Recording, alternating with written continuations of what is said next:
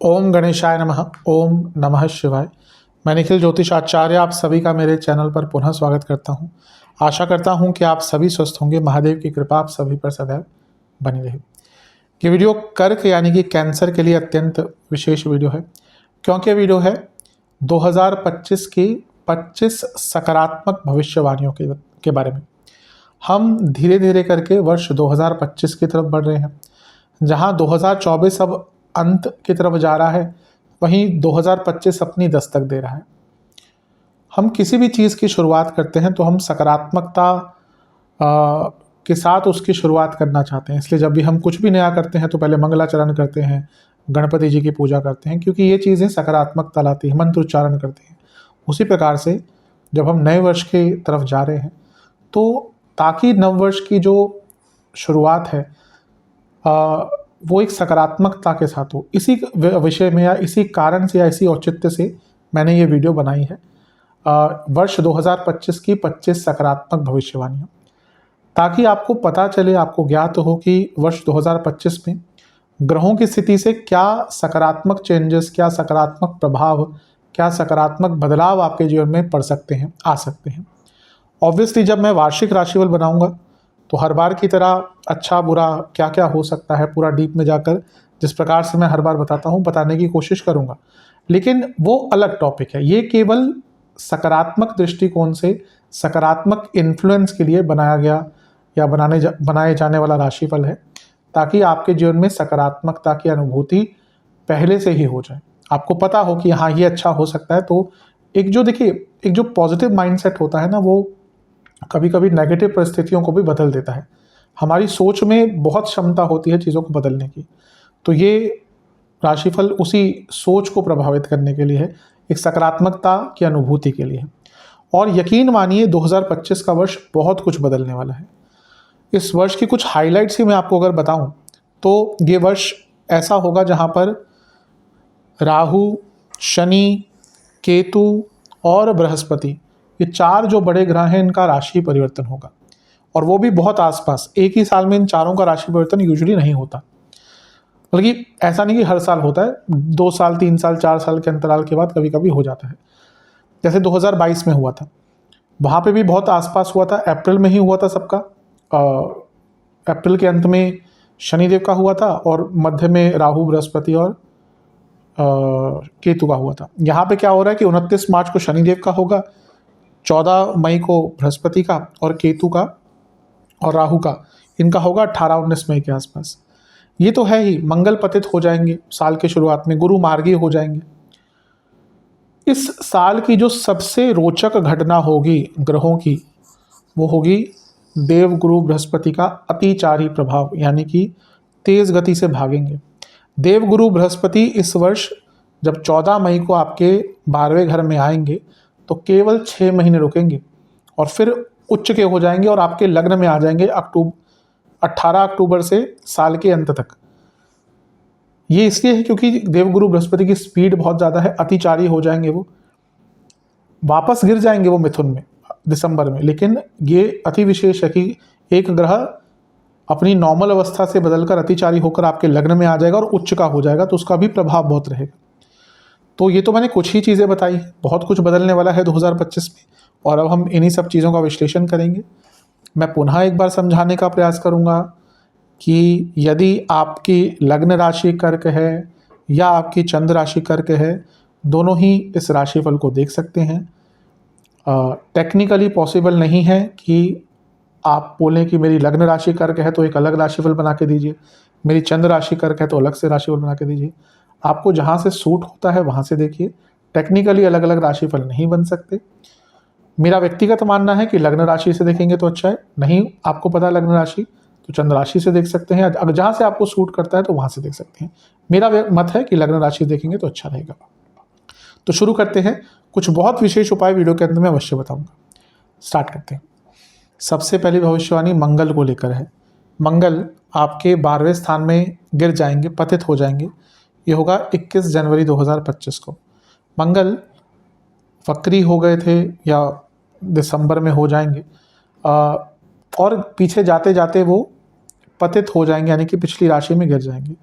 इसको इंग्लिश में fallen planet कहते हैं, हिंदी में ग्रह का पतित होना कहते हैं। इसके प्रभाव बहुत ज़्यादा होते हैं, लेकिन यहाँ पे हम केवल सकारात्मक चीज़ों की बात कर रहे हैं। पतित ग्रह क्या करता है ना, वो जो कुछ कार्य आपका अधूरा रह गया तो उसको पूरा करने जाता है। इसको कहते हैं कि कोई अनफिनिश्ड बिजनेस था, उसको पूरा करने जाते हैं। तो 12वें घर में मंगल जा रहे हैं वापस, यानी कि अगर आपका कोई प्रॉपर्टी का काम अटक गया था, बेचने का स्पेशली, फॉर एग्जांपल आपकी कोई, क्योंकि 12वां घर व्यय का है और मंगल प्रॉपर्टी के कारक हैं, तो अगर आपका कोई प्रॉपर्टी का सेल का कार्य अटक रहा था, कोई प्रॉपर्टी का लीगल कार्य अटक रहा था जो पूर्ण नहीं हो रहा था, तो यहाँ पर सबसे पहले सफलता उनके लिए मिलेगी। दूसरा, 12वें भाव में मंगल बैठकर छठे घर को देखेंगे, तो यहाँ पर लीगल केसेस को संपन्न करने का, कॉम्प्रोमाइज़ करने का, पूरा करने का, सॉल्व करने का मौका मिलेगा। और 12वां भाव ऋण मुक्ति का भी होता है, और मंगल को ऋणहर्ता भी कहा जाता है, ऋणकर्ता भी कहा जाता है। दोनों के ही केस में दोनों की सिचुएशन बदल जाती है। मंगल का 12वें घर में वापस आना, अगर आपके ऊपर कोई ऋण था, कोई डेट था आपके ऊपर, तो उससे रिकवरी का आपको मौका मिलेगा। तो ये थी आपकी पहली भविष्यवाणी। दूसरी भविष्यवाणी, गुरु मार्गी हो जाएंगे 4 फरवरी को, और देवगुरु बृहस्पति मार्गी होके ही उनकी स्पीड बढ़ना शुरू हो जाएगी। मैंने कहा ना, अतिचारी हो जाएंगे, उनकी स्पीड यहीं से बढ़ना शुरू हो जाएगी। किसी भी ग्रह की स्पीड तब बढ़ती है जब सूर्य उनके पास आना शुरू होते हैं। तो धीरे धीरे करके सूर्य पास में आएंगे और सूर्य की जो स्पीड, बृहस्पति की जो स्पीड है वो बढ़ना शुरू हो जाएगी। तो मार्गी बृहस्पति, और बृहस्पति लाभ स्थान में बैठे हैं, वक्री चल रहे थे, अब मार्गी हो जाएंगे, यानी कि जीवन में एक गति आएगी, रुका हुआ पैसा था वो वापस आएगा। ये उपचय भाव जीवन को स्पीड देता है, 11वां भाव, तो एक लय प्राप्त होगी और पूरे जीवन को आगे बढ़ाने का आपको भरपूर मौका मिलने वाला है। इनकम के सोर्सेज बढ़ेंगे, और छठे घर के स्वामी भी हैं बृहस्पति, यानी कि कोई रुका हुआ पैसा, रुका हुआ धन, वो भी आपका वापस आ सकता है। और स्ट्रगल में भी कुछ ना कुछ आपको अच्छा, या जिस चीज़ में स्ट्रगल कर रहे थे उसमें कुछ ना कुछ अच्छा रिजल्ट प्राप्त होगा। तो दूसरी भविष्यवाणी, गुरु मार्गी होकर आपके जीवन को संपन्नता देंगे। तीसरी भविष्यवाणी यह है शुक्र की। शुक्र एग्जॉल्टेड हो जाएंगे, यानी कि उच्च के हो जाएंगे। अब शुक्र तो हर साल में एक बार उच्च के होते ही हैं, इसमें कोई अलग चीज़ नहीं है, लेकिन यहाँ पर अलग चीज़ है, क्योंकि शुक्र आपके 9वें भाव में आएंगे तो 6 महीने, करीबन 4.5 महीने के लिए यहीं पे गोचर करेंगे, यहीं पे रुक जाएंगे। क्यों? क्योंकि बीच में वो वक्री हो जाएंगे। आमतौर पर शुक्र जो है वो एक राशि में 27 से 28 दिन रहते हैं। यहाँ पर क्योंकि वो वक्री हो जाएंगे तो लंबा अंतराल बिताएंगे, 28 जनवरी से 31 मई तक, तो फरवरी, मार्च, अप्रैल, मई, करीबन 5 महीने का ही ये समय हो गया जहाँ पर शुक्र उच्च के रहेंगे। आमतौर पर मंगल और शुक्र ये करीबन 2-2.5 साल में एक बार वक्री होते हैं। शनि, बृहस्पति ये हर साल में एक बार वक्री होते हैं। बुध तो हर 3-4 महीने में, अगर साल में 3-4 बार वक्री हो जाते हैं। लेकिन शुक्र और मंगल की विशेषता है कि ये करीबन 2 साल 2.5 साल में एक बार वक्री होते हैं, और जब वक्री होते हैं तो लंबे अंतराल के लिए होते हैं। जैसे मंगल वो भी अक्टूबर से लेकर फरवरी तक वक्री रहेंगे, वैसे ही शुक्र भी एक लंबे अंतराल के लिए वक्री रहेंगे। लेकिन यहाँ पे क्या है, शुक्र बहुत अच्छी अवस्था में है, भाग्य स्थान में है, उच्च के हैं, तो आपका भाग्य बढ़ेगा, भाग्य का साथ बहुत मिलेगा। शुक्र तो लक्ष्मी है और लक्ष्मी के स्थान में बैठे हैं, इसको लक्ष्मी स्थान कहते हैं 9वें भाव को। तो भाग्य आपका भरपूर बढ़ेगा, जीवन की लग्जरी, जीवन की संपन्नता, पैसा, धन, ऐश्वर्य सब कुछ यहाँ पे प्राप्त होगा, क्योंकि सब शुक्र के अधीन है और राहु के साथ बैठे हैं। तो राहु तो एक्सपैंड करते ही हैं, और राहु और शुक्र ये गुरु चेला है, शुक्र गुरु तो राहु चेला। राहु किसी के कंट्रोल में नहीं आ सकते, क्योंकि बस में ही नहीं है किसी के राहु को कंट्रोल करना। जब सूर्य पे ग्रहण लगा देते तो बाकी ग्रह क्या चीज़ है, लेकिन शुक्र एक ऐसे ग्रह हैं जो राहु को कंट्रोल करते हैं, क्योंकि उनके गुरु हैं। तो यहाँ पर राहु को भी कंट्रोल करेंगे और आपके जीवन को बहुत एक्सपैंड कर देंगे। आप यकीन मानिए, ये वो पीरियड है जब आपके जीवन में इतने मौके आपके लिए खुलेंगे ना कि आपको खुद ही नहीं पता होगा। राहु भी यहाँ पर बैठे हैं, यानी कि विदेश से लाभ होगा, क्योंकि शुक्र का साथ मिल गया। और शुक्र की बात करें तो वो लाभेश हैं, यहाँ पे उच्च के हो गए तो लाभ बढ़ेगा, लाभ कमाने के लिए भाग्य का साथ मिलेगा। और चौथे घर के स्वामी भी हैं, यानी कि घर में भी भाग्य की वृद्धि होगी, आपके घर वालों को लाभ होगा, आपके घर वालों का भाग्य साथ देगा, आपके घर में संपन्नता आएगी। चौथे घर के स्वामी इतने लंबे अंतराल के लिए उच्च के हैं, यानी कि घर में पैसा आएगा, घर में प्रॉपर्टीज बढ़ेंगी, आपके घर के लोगों को ऐशो आराम प्राप्त होगा, आपके द्वारा भी हो सकता है, आपके घर के बाकी सदस्यों के द्वारा भी हो सकता है। तो बहुत अच्छा समय ये आपके लिए दिख रहा है, इसका लाभ उठाइएगा। तो ये थी तीसरी भविष्यवाणी। चौथी भविष्यवाणी, 29 मार्च ये एक ऐसा दिन है जहां पर 6 ग्रहों का जमावड़ा आपके नवम भाव में रहेगा। शुक्र, राहु, शनि 29 को यहाँ पे आ जाएंगे, सूर्य भी यहीं पे होंगे, चंद्र और बुध मैंने इस वीडियो में दिखाए नहीं है लेकिन वो भी यहीं पे होंगे। तो 6 ग्रह आपके नवम भाव में, ये बार बार नहीं होता, ये हमेशा कुछ बड़ा इंडिकेट करता है। मैदिनी ज्योतिष पर भी इसका प्रभाव रहता है। 1962 में भी ऐसा हुआ था जब बहुत सारे ग्रह एक साथ हुए थे। बार बार जब भी ऐसा होता है तो प्राकृतिक आपदा कुछ ना कुछ होता ही है, वो डिपेंड करता है कहाँ पे प्रभाव आ रहा है। 2022 में भी ऐसी स्थिति बनी थी और तब मैंने ही अपने चैनल पर एक प्रेडिक्शन दी थी कि हाँ, जो यूक्रेन और रशिया का वॉर है वो हो सकता है या वॉर की संभावना बन सकती है।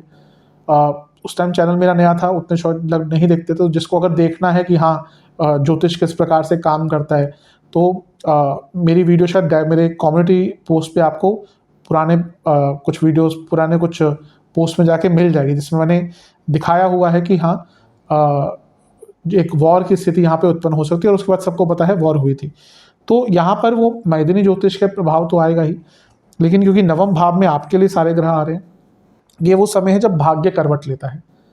यकीन मानिए कर्क के लिए भाग्य करवट लेकर रहेगा 2025 में। जो आपको नहीं प्राप्त हुआ वो प्राप्त होगा, और अवश्य जीवन में इतने आपको मौके मिलेंगे ना कि आप खुद बोलेंगे कि जीवन पलट गया फॉर अ गुड, यानी कि अच्छी चीज़ों के लिए। तो ये ग्रह आपके सच में भाग्य को पलटने वाले हैं। ये थी चौथी भविष्यवाणी। चलते हैं पांचवी भविष्यवाणी की तरफ, जो कि है शनि महाराज के बारे में। शनि महाराज का गोचर 29 मार्च को हो जाएगा। थोड़े ग्रहों को हटा देते हैं, इधर उधर कर देते हैं ताकि कन्फ्यूजन ना रहे। तो शनि 29 मार्च को आपके नवम भाव में आ जाएंगे। अवश्य ये विशेष होता है क्योंकि शनि है। शनि है तो काल है, समय है, काल के कारक हैं, समय के कारक हैं, कर्मों के कारक हैं, कर्मों के फल के कारक हैं। तो उनका भाग्य स्थान में आना अति विशेष होता है। सबसे पहले तो ये राजयोग बनेगा, केंद्र त्रिकोण राजयोग। केंद्र के स्वामी जब भी त्रिकोण में आते हैं तो राजयोग बनता है, तो ये राजयोग है। सबसे पहले तो सप्तम भाव के स्वामी नवम में, यानी कि बिजनेस में इजाफा होगा क्योंकि सप्तमेश भाग्य स्थान में है।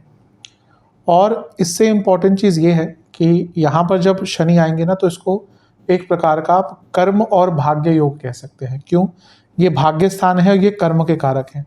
तो ये ऐसा समय होगा जहाँ पर आपको अपने आपके कर्मों को भाग्य का साथ मिलेगा, और जब हमें या हमारे कर्मों को भाग्य का साथ मिलना शुरू होता है तो हमें सफलता मिलनी शुरू होती है। तो शनि महाराज नवम भाव में आकर सफलता आपको अवश्य प्रदान करेंगे। बहुत अच्छे रिजल्ट यहाँ पे आपको शनि महाराज देके जाएंगे। और ये नवम भाव जो है ना, ये धर्म का भी होता है, और शनि एक प्रकार से धर्म के प्रति आपकी जो चेष्टा है उसको बढ़ाते हैं। हर ग्रह का धर्म को लेकर अलग प्रभाव होता है। बृहस्पति जहाँ पे शास्त्रों की तरफ लेके जाते हैं, बुध भी शास्त्रों की तरफ लेके जाते हैं, केतु एकदम गहनता की तरफ लेके जाते हैं, राहु मंदिरों के दर्शन कराएंगे, तीर्थ स्थलों के दर्शन कराएंगे, राहु तंत्र मंत्र की तरफ लेके जाते हैं, शनि ना एक रैशनल अप्रोच के साथ धर्म की तरफ लेके जाते हैं। व्यक्ति गहनता से पढ़ने लग जाता है कि हाँ ये कारण है, ये जो हो रहा है इसका कारण क्या है। अगर पूजा में घंटी बजती है, घंटे का उपयोग होता है तो क्यों होता है, तिलक लगता है तो क्यों होता है, वो शनि करवाते हैं। तो यहाँ पे आप धर्म को लेकर बहुत आपकी जो चेतना है जागरूक हो जाएगी और धर्म को जानने में आपकी रुचि बढ़ जाएगी। छठी भविष्यवाणी, शनि महाराज का एक प्रभाव 11वें घर पर होगा क्योंकि वो केंद्र के स्वामी हैं और यहाँ पे लक्ष्मी योग बनाकर लाभ स्थान को देखेंगे, पैसा बढ़ेगा। सप्तमेश नवम में है तो बिजनेस में वृद्धि होगी ही, और सप्तमेश लाभ स्थान को देखेंगे, यानी कि और तीसरी दृष्टि से, यानी कि बिजनेस में जो भी आप एफर्ट्स डालेंगे उसमें आपको सफलता मिलेगी। यही शनि अष्टमेश भी है तो जब वो लाभ स्थान को देखेंगे तो अचानक से धन की प्राप्ति आपको होगी, कोई रोक नहीं सकता उसको। और सबसे इम्पॉर्टेंट चीज़ ये है कि 11वां भाव आपके भाई बहनों का भी होता है, बड़े भाई बहनों का। वैसे तीसरा भाव ओवरऑल भाई बहनों का होता है, 11वां भाव स्पेशली बड़े भाई बहनों को डिनोट करता है। या फिर यहाँ पे मैं कहूँ तो अगर ओवरऑल अपने भाई बहनों के साथ कुछ मिलकर काम करना चाहते थे तो उसमें भी आपको लाभ प्राप्त होगा। तो ये थी आपकी छठी भविष्यवाणी। सातवीं भविष्यवाणी, शनि महाराज की जो सातवीं दृष्टि है वो पड़ेगी तीसरे घर पर। ये बहुत विशेष है क्योंकि शनि का तीसरे घर पर प्रभाव डेडिकेशन बढ़ाता है। अब यहाँ पर क्या है ना, शनि आपके उपचय भावों को कनेक्ट कर रहे हैं। कैसे? उपचय भाव कौन कौन से होते हैं? 3, 6, 10 और 11। तो यहाँ पर 3 उपचय भावों को कनेक्ट कर रहे हैं। कैसे? शनि 11वें घर को भी देख रहे हैं, तीसरे घर को भी देख रहे हैं और छठे घर को भी देख रहे हैं।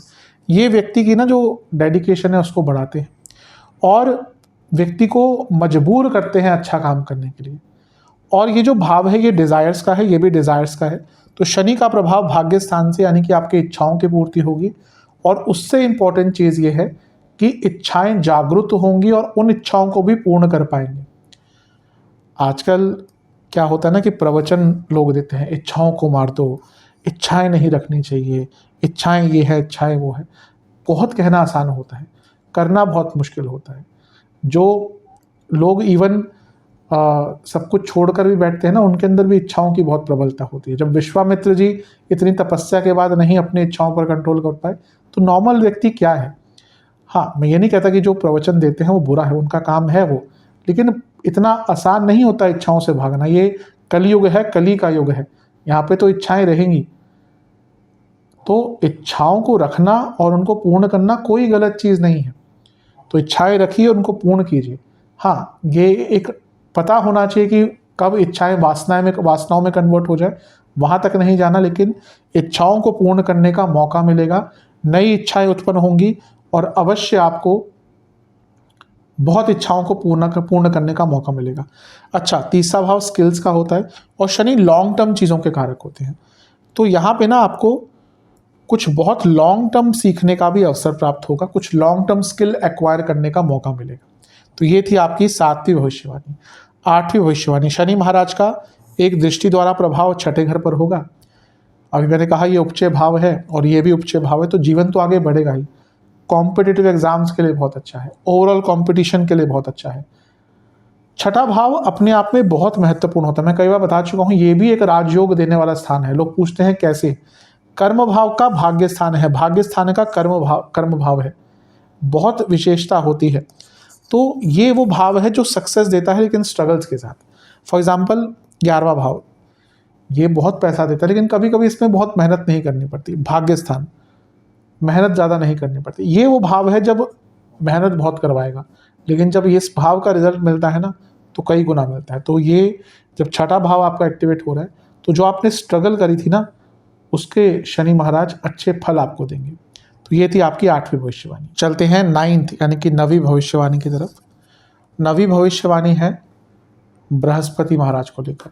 बृहस्पति 14 मई को आपके 12वें घर में आकर बैठ जाएंगे और ये अतिचारी होंगे, यानी कि बहुत तेज़ रिजल्ट देंगे क्योंकि इनकी स्पीड बढ़ी हुई है। यहाँ पर बृहस्पति केवल मई से लेकर अक्टूबर तक रहेंगे। वैसे आमतौर पर बृहस्पति एक राशि में 1 साल रहते हैं। अगर आपको याद हो तो 2024 में 1 मई को यहाँ पे आए थे और 25 में कब आ रहे हैं? 14 मई को, यानी कि 1 साल से ज़्यादा। लेकिन यहाँ पर केवल कुछ ही समय के लिए आपके 12वें घर में आएंगे, फिर अक्टूबर में लग्न में आ जाएंगे। ऐसा नहीं कि वहीं पे रहेंगे, अक्टूबर के बाद वापस गिर के वो 12वें घर में आ जाएंगे, लेकिन ये अतिचारी बृहस्पति है। तो 12वें घर के बृहस्पति जो अतिचारी है, सबसे पहले तो विपरीत राजयोग बना रहे हैं, तो आपके बहुत रुके हुए अटके हुए कार्य पूर्ण होंगे। विदेश के कार्यों में आपको संपन्नता और सफलता प्राप्त होगी। और ये बृहस्पति आतुर है लग्न में आने के लिए, यानी कि आपके जीवन में बहुत चीज़ें बदलना स्टार्ट हो जाएंगी। एक प्रकार से आपको ऐसे मौके मिलना शुरू हो जाएंगे जो आप खुद ही जिसके लिए तैयार नहीं थे, लेकिन वो आपके जीवन को एक नया रास्ता देगा। क्योंकि बृहस्पति यहाँ पे केवल लग्न में नहीं आ रहे, वो आपके लग्न में आकर उच्च के हो जाएंगे। ये वैसे तो 2026 में होना था, लेकिन ग्रहों की स्थिति ऐसी बनी है कि वो आपके लिए 25 में ही कुछ टाइम के लिए लग्न में आ रहे हैं। तो एक प्रकार से बहुत एक नई परिस्थितियाँ आपके लिए शुरू हो जाएंगी। प्रॉब्लम्स का आपको निवारण मिलना शुरू हो जाएगा और विदेश में भी यहाँ पे संपन्नता, जैसे मैंने कहा, उसके योग बन जाते हैं। तो ये 9वीं भविष्यवाणी है आपकी। और बृहस्पति 12वें घर के धार्मिक स्थलों पर लेके जाते हैं, तो वो भी आपका योग बन ही रहा है। इसके बाद 10वीं भविष्यवाणी, देवगुरु बृहस्पति की जो 5वीं दृष्टि रहेगी वो रहेगी आपके चौथे घर पर। तो ये प्रॉपर्टी बेचने के लिए बहुत अच्छा योग है, क्योंकि 12वां घर व्यय का है। तो अगर कोई प्रॉपर्टी बेचना चाहते हैं तो बहुत अच्छा योग बन जाता है। इवन सेल के लिए भी अच्छा योग बन जाता है, क्योंकि बृहस्पति भाग्येश भी है। तो कोई प्रॉपर्टी, स्पेशली अगर फैमिली के साथ मिलकर, पूरी फैमिली मिलकर फंड मिलाकर कोई प्रॉपर्टी लेना चाहती है तो बहुत अच्छा योग है इसके लिए। और सबसे इम्पॉर्टेंट चीज़ ये है कि आपके जो बृहस्पति हैं वो भाग्य स्थान के स्वामी हैं और चौथे घर को देख रहे हैं। तो चौथा भाव क्या हुआ, आपकी फैमिली का, और नवम भाव हुआ भाग्य स्थान। तो घर का भाग्य बढ़ेगा, घर के भाग्य की वृद्धि होगी। बहुत अच्छा योग ये आपके लिए बन जाता है। ये थी आपकी 10वीं भविष्यवाणी।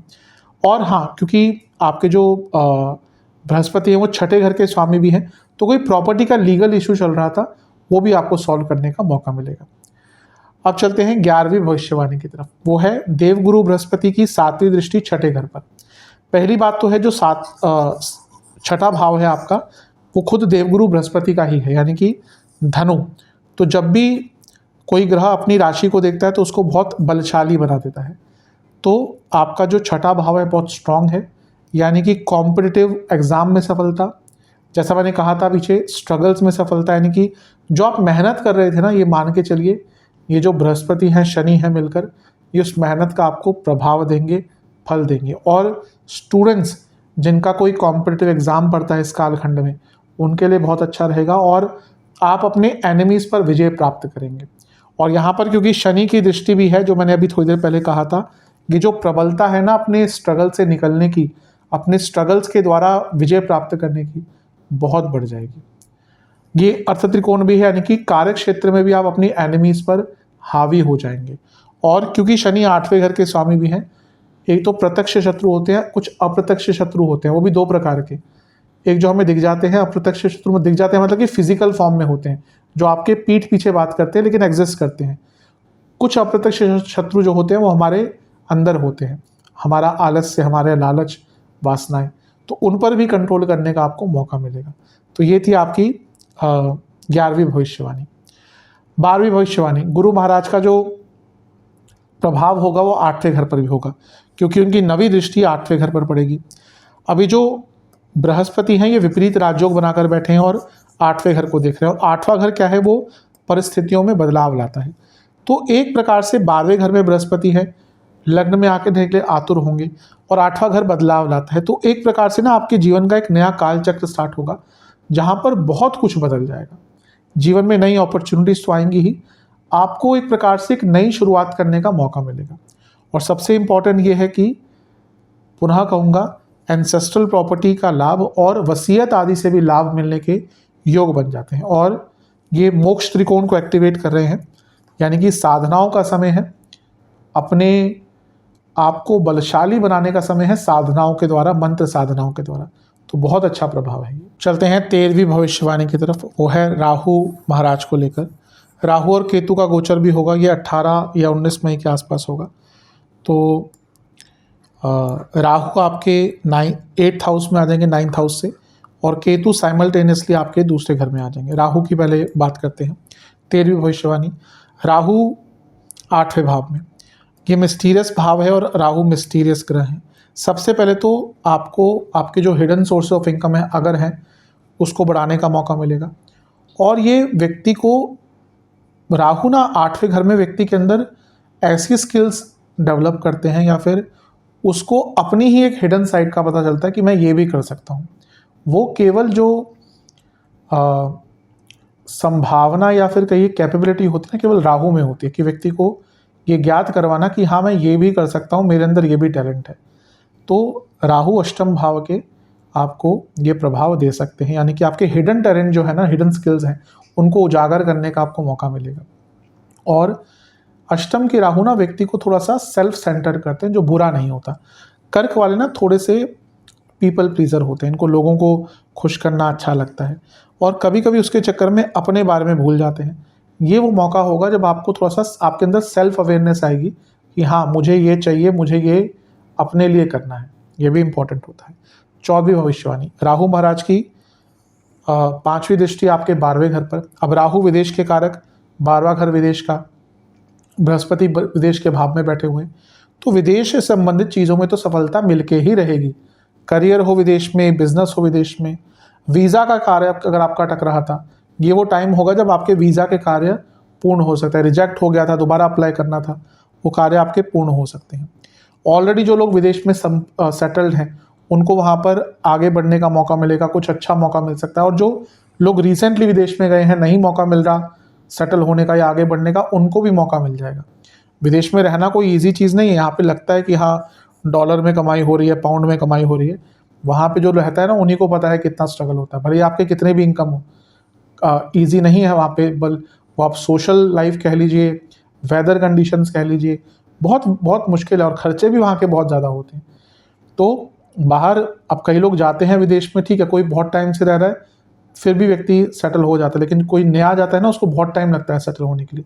ये वो टाइम है कि अगर कोई व्यक्ति नया गया है विदेश में, तो उसको कई मौके मिल सकते हैं, जॉब मिल सकती है, इंटर्नशिप मिल सकती है। तो ये एक अच्छी चीज़ है। और राहु का प्रभाव बृहस्पति पे होगा, जो खुद भाग्य के कारक है ही, लेकिन आपके लिए खुद भाग्य स्थान के स्वामी भी हैं। तो सडनली आपका लक आपके फेवर में आ जाएगा। और जब सडन लक फेवर करता है तो अवश्य सफलता प्राप्त होती है।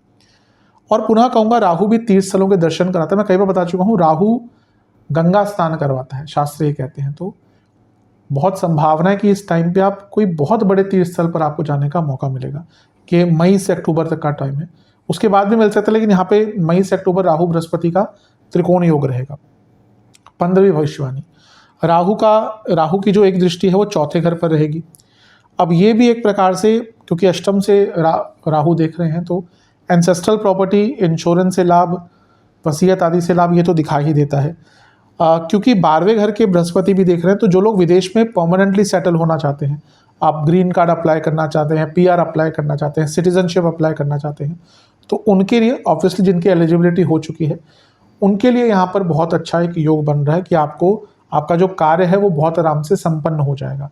और क्योंकि राहु बृहस्पति दोनों मिलकर देख रहे हैं, तो प्रॉपर्टी बेच के नई प्रॉपर्टी लेना या फिर अपनी प्रॉपर्टी को मल्टीप्लाई करना। कई बार होता है कि व्यक्ति के पास एक प्रॉपर्टी है बहुत महंगी, वो उसको बेच कर कुछ पैसा अपने पास रख भी लेता है और 2-3 अलग अलग जगह पे नई प्रॉपर्टी ले लेता है। ये वो टाइम है जब आपकी प्रॉपर्टी मल्टीप्लाई हो सकती है। तो ये भी एक अच्छा योग दिख रहा है। और ये थी आपकी 15वीं भविष्यवाणी। 16वीं भविष्यवाणी है केतु को लेकर। केतु भी आपके दूसरे घर में आ जाएंगे। तो केतु का दूसरे घर में आना होता है इनकम में चेंज। तो जो लोग जॉब चेंज का प्रयत्न कर रहे थे, जैसे ही केतु आएंगे यानी कि 18-19 मई के आसपास, तो आपकी जॉब में भी एक चेंज आ सकता है। तो ये थी आपकी 16वीं भविष्यवाणी। चलते हैं 17वीं भविष्यवाणी की तरफ। वो है केतु का प्रभाव छठे और 10वें भाव पर। केतु छठे घर को भी देखेंगे और 10वें घर को भी देखेंगे। केतु चेंजेस लाते हैं और केतु स्किल्स के कारक हैं। सबसे पहली चीज़ तो जैसे मैंने कहा, जॉब चेंज के योग बन ही जाते हैं। यहाँ पे स्किल एनहेंसमेंट का मौका मिलेगा। आपको अपने करियर में बहुत कुछ नया सीखने को मिलेगा। टेक्निकल एनहेंसमेंट होगा। जो भी आपके अपने पर्टिकुलर करियर में स्किल्स होती हैं, हर करियर में स्किल्स होती है। खाना बनाना भी स्किल है, कपड़े सिलना भी स्किल है, लोगों से बात करना भी स्किल है, लोगों को कन्विंस करना भी स्किल है, स्पीच देना भी स्किल है, पढ़ाना भी स्किल है। तो जब हम टेक्निक्स की बात करते हैं, स्किल्स की बात करते हैं, तो केवल यही नहीं कि आईटी स्किल्स या यही सब हो गया। हाँ, आईटी के तो कारक हैं ही केतु। मैं कई बार बता चुका हूँ, अधिकतम जो लोग आईटी में काम करते होंगे ना, उनके या तो लग्न में, दूसरे में, छठे में, 10वें में या 11वें में केतु मिलेंगे आपको। तो आईटी स्किल्स या आईटी में जो लोग काम करते हैं उनको तो बढ़ेगा ही, मौका उनके लिए मिलेगा ही। लेकिन यहाँ पर आप जिस भी फील्ड में काम करते हैं, जो भी आप करते हैं, वहाँ पे आपको और अपनी स्किल्स को एनहांस करने का मौका मिलेगा और उसमें टेक्नोलॉजी को उपयोग करने का मौका मिलेगा। जो टेक्निकल फील्ड में, उनकी तो टेक्नोलॉजी स्किल्स या टेक्निकल स्किल्स बढ़ेगी ही। लेकिन आप कोई और भी कार्य करते हैं जो मे बी पर्टिकुलर हम कहें कि टेक्निकल इन नेचर नहीं है, लेकिन उसमें टेक्नोलॉजी का उपयोग कर सकते हैं। आज टेक्नोलॉजी हर चीज़ में उपयोग होती है। हम जो बात कर रहे हैं उसमें भी टेक्नोलॉजी का कितना उपयोग है। मैं टेक्नोलॉजी पे बैठ के समझा रहा हूँ, टेक्नोलॉजी के थ्रू आप लोग वीडियो देखेंगे, सोशल मीडिया का प्लेटफॉर्म है वो टेक्नोलॉजी है। तो टेक्नोलॉजी का उपयोग करके अपने करियर को एनहेंस कर सकते हैं। तो ये थी आपकी 17वीं भविष्यवाणी। 18वीं भविष्यवाणी होगी 7 जून को, जब मंगल और केतु का प्रभाव होगा एक साथ। अंगारक दोष बनेगा दूसरे घर में। अब इसका प्रभाव क्या होगा, देखिए दोनों ही स्किल्स के कारक हैं, स्किल्स तो बढ़ेगी ही, लेकिन क्योंकि दोनों ही मिलकर 8वें घर को देखेंगे जहाँ पे राहु ऑलरेडी विद्यमान है, तो ये सडन इनकम की ग्रोथ दिखाता है। आपको अचानक से कोई बड़ा धन प्राप्त हो सकता है, और इसके साथ ही ये अपने करियर में स्ट्रीम चेंज करने का मौका देगा। अगर आप चाहते हैं कि हाँ आप एक पर्टिकुलर सेक्टर में हैं, उससे बदल कर कुछ कर पाएँ, तो ये जो मंगल और केतु का गोचर होगा ना, साथ में अंगारक दोष बनेगा, इससे आपको मौका मिल सकता है। ये थी 18वीं भविष्यवाणी। 19वीं भविष्यवाणी केतु और गुरु को लेकर है। केतु और गुरु आपके 8वें घर को मिलकर देखेंगे। केतु की 7वीं दृष्टि, गुरु की 9वीं दृष्टि। तो 8वां भाव रिसर्च का होता है, तो रिसर्च करने का मौका मिलेगा। और केतु मोक्ष के कारक हैं, बृहस्पति ज्ञान के कारक है। केतु भी ज्ञान है, लेकिन मैं कई बार समझा चुका हूं कि बृहस्पति का ज्ञान बृहत है, बड़े लेवल पर, केतु सूक्ष्मता है। बृहस्पति वाले को 12 बुक्स पता होंगी, लेकिन बहुत ज़्यादा डिटेल में जाके शायद वो नहीं बता पाए। हाँ, ये भी पता है, ये भी पता है, ये भी पता है। केतु उन 12 बुक में से एक में स्पेशलिटी लेके रखेगा। तो यहाँ पे जब दोनों का संगम हो रहा है ना, तो आपको रिसर्च का मौका मिलेगा ही, साधनाओं का मौका मिलेगा, मंत्र साधना हो, होलिस्टिक लर्निंग हो, जो भी विद्या होती है ना, वो सीखने का मिलेगा। मैं हमेशा बोलता हूँ कि विज्ञान और विद्या में फ़र्क है। विज्ञान से परे है विद्या, जो साइंस नहीं समझा सकती वो विद्या समझाती है। तो इसलिए हमें मिलाना नहीं चाहिए। हमारा ना क्या है कि हर चीज़ को साइंटिफिक, ज्योतिष है तो साइंटिफिक, ये है तो साइंटिफिक, नहीं, विद्या अलग चीज़ होती है। विद्या ग्रहण करने से, साधना करने से ही आती है। हम तो बस ये है कि हर चीज़ को साइंटिफिक प्रूव करने में लगे हुए हैं, जबकि साइंस से परे भी चीज़ें होती हैं, वो विद्या ही सिखाती है। तो यहाँ पे विद्या प्राप्त करने का मौका मिलता है। 20वीं भविष्यवाणी, केतु, शनि और गुरु ये सब मिलकर कहाँ प्रभाव डाल रहे हैं? 6ठे घर पर। केतु, बृहस्पति और शनि। 6ठा भाव क्या है? आपके कंपटीशन का है, तो कॉम्पिटिटिव एग्जाम में सफलता मिलेगी ही। ये कोर्ट केसेस का भाव है, और केतु ना ओल्ड चीज़ें दिखाते हैं, पुरातन चीज़ें। आपका कोई बहुत पुराना केस चल रहा है ना, कई बार होता है केस स्टार्ट हो जाते हैं 10 साल, 15 साल, 12 साल, 7 साल, 8 साल चल रहे हैं, कुछ नतीजा नहीं आता। लोग निकल जाते हैं, लेकिन केस नहीं पूरे होते। निकल जाते हैं, मतलब कि कई बार ऐसा होता है कि जिसने केस लड़ा स्टार्ट किया, उसकी मृत्यु हो गई, केस चल रहे हैं। अभी हमारी जुडिशरी का कमी तो नहीं कहेंगे, लेकिन भार ही इतना, और क्योंकि सिस्टम अपग्रेड नहीं हुए हैं, इतने पुराने लॉज हैं अभी भी, खैर वो अलग टॉपिक है। लेकिन यहाँ पर आपका कोई बहुत पुराना केस था ना, उसको भी यहाँ पे आपको सॉल्व करने का मौका मिलेगा। बहुत अच्छा यहाँ पे योग बन रहा है। और सबसे इम्पॉर्टेंट चीज़ है, जो कर्क के लिए बहुत इंपॉर्टेंट है, कि आपकी ना संकल्प शक्ति बहुत बढ़ जाएगी। इतने ग्रहों का प्रभाव 6ठे घर पर ना संकल्प शक्ति बढ़ाता है, क्योंकि ये बहुत इंपॉर्टेंट उपचय भाव है। और कर्क वालों में कभी कभी संकल्प शक्ति की कमी रहती है। बहुत कभी कभी चीज़ों को ईजी लेना शुरू कर देते हैं, चलो देख लेंगे, कोई बात नहीं, कल कर लेंगे, अगले हफ्ते कर लेंगे। यहाँ पे वो संकल्प शक्ति बढ़ेगी और आपको सफलता के पैमाने तक लेकर जाएगी। तो ये थी आपकी 20वीं भविष्यवाणी। चलते हैं 21वीं भविष्यवाणी की तरफ। ये बहुत इंपॉर्टेंट है, क्योंकि बृहस्पति आपके लग्न भाव में आ जाएंगे। जैसा मैंने कहा कि उनकी स्पीड बहुत तेज़ होगी, तो कुछ टाइम के लिए वो अक्टूबर से दिसंबर आपके लग्न भाव में आ जाएंगे, वापस गिर जाएंगे दिसंबर में। लेकिन देखिए, ये एक अलग स्थिति है। मैंने कहा ना कि वैसे तो 1 साल उनका गोचर रहता है। अगर हम बृहस्पति की आम स्पीड माने, तो वो आपके 12वें घर में 1 साल तक रहते हैं, यानी कि 2026 के मई तक। लेकिन यहाँ पे कुछ टाइम के लिए वो अतिचारी हैं, क्योंकि स्पीड बढ़ी हुई है। मैं कई बार बता चुका हूँ, ग्रहों की करीबन 7-8 प्रकार की स्पीड बताई है शास्त्रों में। स्थिर, मार्गी, अतिमार्गी, चारी, अतिचारी, वक्र, अतिवक्र। तो इस प्रकार की स्पीड होती है, और वो भी ग्रहों का जो प्रभाव होता है ना, बदलता है, अलग रिजल्ट देता है। तो ये लग्न में आ गए और उच्च के हो गए। सबसे पहले तो लग्न में आना ही गुरु का बहुत इंपॉर्टेंट होता है। 12 साल में एक बार आते हैं, खैर आपके लिए तो एक कुछ ही अंतराल में 2 बार हो जाएंगे, क्योंकि फिर 2026 में दोबारा आपके लग्न में आएंगे। तो ये ऑब्वियसली बहुत बड़ा पॉइंट है। उच्च के बृहस्पति लग्न में, ये तो लाइफ चेंजिंग इवेंट होता है। 12 साल में एक बार आते हैं, जैसे मैंने कहा यहाँ पे एक एक्सेप्शन है, 2 बार आएंगे आपके। तो ये भी इंडिकेट कर रहा है कि आने वाले टाइम में कुछ बहुत बड़ा होने वाला है। गुरु ग्रोथ के कारक है, एक्सपेंशन के कारक है। तो ये कुछ टाइम के लिए आए, तो सडनली आपको मौके मिल सकते हैं, सडनली भाग्य का साथ मिलेगा, सडनली अपॉर्चुनिटीज मिलेंगी, सडनली जीवन को बदलने का आपको एक प्रभाव या मौका मिलने वाला है। मैंने कहा ना, ये नॉर्मल घटना नहीं है, यानी कि कुछ ना कुछ तो इंडिकेटिव है कि आपके लिए अलग होने वाला है। तो कर्क के लिए तो ये साल स्पेशली अंत की तरफ जाते जाते पूरा बदल जाएगा। 22वीं भविष्यवाणी, ये अतिचारी गुरु की, खैर इसके बाद जैसे यहाँ पे आएंगे उनकी स्पीड कम होना शुरू हो जाएगी क्योंकि वो वापस गिर जाएंगे, लेकिन ये स्पीड इनकी अलग है और कहिए कि उच्च के हैं तो पंचम भाव को देख रहे हैं, तो ये संतान प्राप्ति के योग बनाते हैं और ये लक्ष्मी स्थान है और बृहस्पति आपके भाग्येश है। पैसा बहुत तेज गति से साल के अंत की तरफ बढ़ेगा, नए मौके मिलेंगे, धन की वृद्धि होगी, संतान प्राप्ति के बहुत सुंदर योग हैं। 23वीं भविष्यवाणी, उच्च के बृहस्पति कुछ टाइम के लिए आए हैं लग्न में, 7वें घर को देख रहे हैं। ये कुछ ही टाइम यानी कि अक्टूबर से दिसंबर, इसी महीने, इन्हीं 3 महीनों में कई लोगों के विवाह पक्के हो जाएंगे। ऐसी स्थिति में है कि कई वर्षों से आपकी शादी नहीं हो रही थी, उनके भी यहाँ पे विवाह संपन्न हो जाएंगे। बहुत अच्छे योग यहाँ पे बृहस्पति के कारण बन रहे हैं।